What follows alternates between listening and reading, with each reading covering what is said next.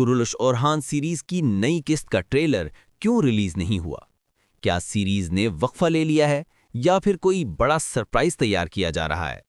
क्या कहानी में कोई नया तारीखी किरदार दाखिल होने वाला है? इसके अलावा हम ये भी बात करेंगे कि क्या सीरीज के खिलाफ कई शिकायतें मौसूल हुई हैं। इन तमाम बातों की मुकम्मल तफसील जानने के लिए वीडियो को आखिर तक जरूर देखें और हमारे चैनल को सब्सक्राइब करना ना भूलें। कुरुलुश ओरहान सीरीज की तारीखी कहानी ने ना सिर्फ शायकीन को अपनी तरफ मुतवज्जे किया है बल्कि उन्हें उलझन में भी डाल दिया है। अगरचे परस्तार उस्मानी तारीख से काफ़ी वाकिफ हैं, लेकिन ओरहान गाजी सीरीज की कहानी लड़खड़ा रही है। किस्त के आगाज़ में ही नाजरीन उस वक्त हैरान रह गए जब मलहून खातून को सफ़ेद दाढ़ियों से मुलाकात करते देखा। लेकिन इन तब्दीलियों पर बात करने से पहले आते हैं असल सवाल पर। कुरुलुश ओरहान सीरीज की चौथी किस्त का ट्रेलर अभी तक क्यों जारी नहीं हुआ? क्या नई किस्त में ताख़ीर होने वाली है? नाजरीन, फिलहाल ऐसा कोई हंगामी या संजीदा मसला नज़र नहीं आ रहा जिसकी वजह से सीरीज में वक्फा आए।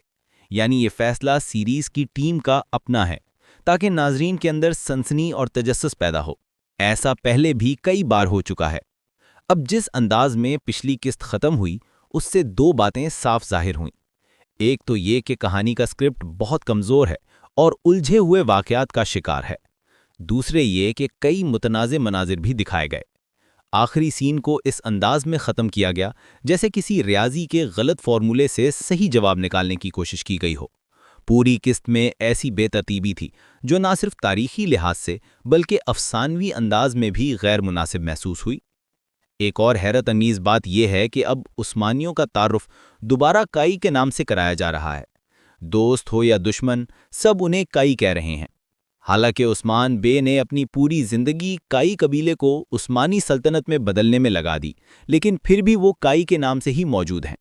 ये नाम सबसे पहले कुमराल अब्दुल ने मुतारफ़ कराया था जब उस्मान बे कबीले के सरदार बने, लेकिन बरसों की जिद्दोजहद और रियासत की बुनियाद रखने के बाद भी उस्मानियों को दोबारा इसी नाम से पेश करना हर किसी के लिए हैरत का बायस बन रहा है। यही नहीं, मलहून खातून की सफ़ेद दाढ़ियों से मुलाकात ने सबको चौंका दिया है। एक ज़माना था जब बाला खातून की महफिल में मौजूदगी पर शोर मच जाता था, लेकिन अब वो मंजर मजाक बन गया है। इस पर तबसरा करना भी बेकार लगता है। जो शायकीन बाला खातून पर तनकीद करते थे, अब वो नुस्वानियत का मतलब अच्छी तरह समझ जाएंगे। मलहून खातून सफ़ेद दाढ़ियों से मुलाकात कर रही हैं। हलीमा और नीलोफर खातून मैदान जंग में ओरहान बे के साथी के तौर पर जा रही हैं। हालांकि इस वक्त ओरहान बे का खुद सफ़ेद दाढ़ियों से मुलाकात करना ज़्यादा ज़रूरी था, क्योंकि वो सबके खिलाफ अकेला लड़ रहा था।